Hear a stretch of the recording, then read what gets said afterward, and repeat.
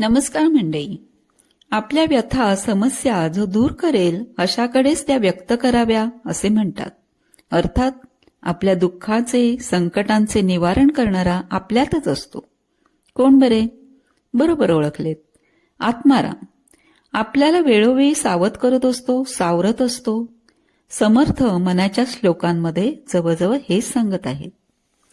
सदा सर्वदा प्रीती रामी धरावी, दुःखाची स्वये सांडी जीवी करावी, देहे दुःख ते सुख मानीत जावे, विवेके सदा सत्स्वरूपी भरावे. सदा सर्वदा प्रीती रामी धरावी. संत तुलसीदासांचे रत्नावलीवर म्हणजे त्यांच्या पत्नीवर खूप प्रेम होते. यात वाईट काही नाही. पण जेव्हा ती माहेरी गेली होती तेव्हा तिला भेटण्यासाठी मध्यरात्री भर पावसात नदी ओलांडून ते तिच्या घरापर्यंत पोहोचले. सापाला दोर समजून त्याच्या सहाय्याने तिच्या कक्षात त्यांनी प्रवेश केला. तेव्हा हे सर्व तिला समजले. तेव्हा त्यांच्या धार्मिक पत्नीने त्यांची चांगलीच कान उघडणी केली व श्रीरामांच्या चरणाचे स्मरण करण्याचे मार्गदर्शन त्यांनी तुलसीदासांना केले. बायको, मुले, घरदार यांच्याविषयी प्रेम असू नये असे नाही, पण ते मर्यादित असावे. परमार्थ हा स्वभावतःच अनंत आहे. त्यामुळे परमेश्वरावर अमर्याद प्रेम असायला हरकत नाही. त्याचा मानवाला भरपूर उपयोग होतो. त्याचे कल्याण होते. संकट काळात ईश्वराची मदत मिळते. नव्हे, बऱ्याचदा संकटेच दूर होतात. म्हणून सदा सर्वदा प्रीती रामी धरावी असे समर्थ म्हणतात. दुःखाची स्वये सांडी जीवी करावी. आहे त्यात सुखी समाधानी राहणे म्हणजे निष्क्रियता नव्हे, आणि मेहनतीने धंदा वाढवून भरपूर धन कमावणे म्हणजे लोभीपणा नव्हे. आपण फक्त आपले काम मनोभावे करावे, फलाची अपेक्षा करू नये. कर्मण्ये वाधिकार असते, मा फलेषु कदाचन असे गीतेत सांगितले आहे.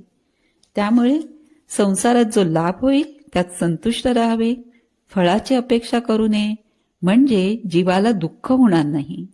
माणसाने दुःख स्वतःहून दूर सारावे आणि मनात समाधान, धैर्य व शांती टिकवावी. म्हणजेच दुःखाची स्वये सांडी जीवी करावी असे समर्थ म्हणतात. देहे दुःख ते सुख मानीत जावे. शारीरिक कष्टांनाही सुख मानावे असे समर्थ म्हणतात. जनाबाई धुणी, भांडी, दळण, कांडण अशी शारीरिक कष्टाची कामे करीत असे, पण मुखात सदैव विठ्ठल असे. तिला तसे शारीरिक कष्टाचे काही वाटत नव्हते. तरी विठ्ठल तिच्याबरोबर जात्यावर धान्य दळायला बसत असे, तिच्याबरोबर गोळ्या गोळा करत असे.